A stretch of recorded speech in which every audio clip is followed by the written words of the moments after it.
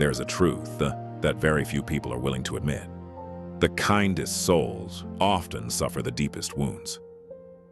Not because they are weak, but because they believe that if they love hard enough, if they remain patient a little longer, if they sacrifice just one more time, people will eventually change. And then one day, they discover something devastating.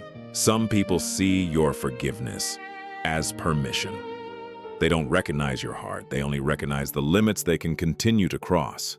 Maybe you've been there, forgiving words that stole your sleep, overlooking broken promises, accepting the role of being someone's last option, and convincing yourself they're just going through a difficult time.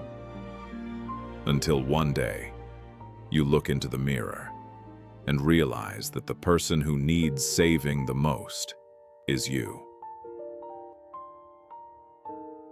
Psychology has a name for this pattern. It's called the fawning response, the tendency to please others in order to avoid conflict. You don't say yes because you truly want to help. You say yes because you're afraid of rejection. You apologize even when you've done nothing wrong. You tolerate mistreatment because somewhere along the way, you learned that love requires sacrifice. Slowly, you stop living your own life. You become the manager of everyone else's emotions.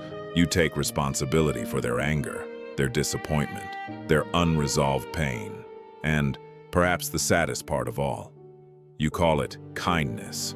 But true kindness should never require you to disappear from your own life. Pay attention to what happens when you begin setting boundaries. The people who genuinely respect you will adjust, but those who benefited from your lack of boundaries will become uncomfortable. Sometimes they become angry. They'll say things like, "You've changed. You've become cold. You're so selfish now." But here's what they rarely admit. They don't miss the real you. They miss having access to you without limitations. They miss the version of you who answered every late-night call. The version who kept giving even when there was nothing left. The version who forgave before receiving an apology. They don't hate boundaries. They hate losing control. And that is why growth can feel lonely. Because every time you evolve, some relationships naturally come to an end.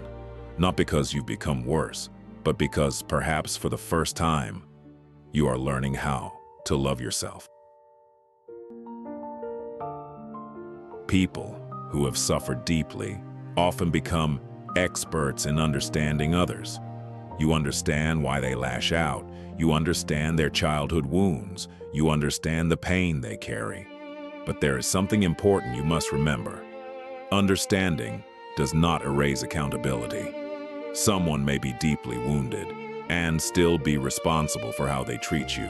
You can have compassion without remaining available. You can love someone without sacrificing yourself. You can wish them healing from a distance because protecting your peace is not cruelty, it is wisdom. Many people misunderstand what boundaries truly are. Boundaries are not walls. A wall says, no one is allowed in. A boundary says, you are welcome here, as long as you know how to behave.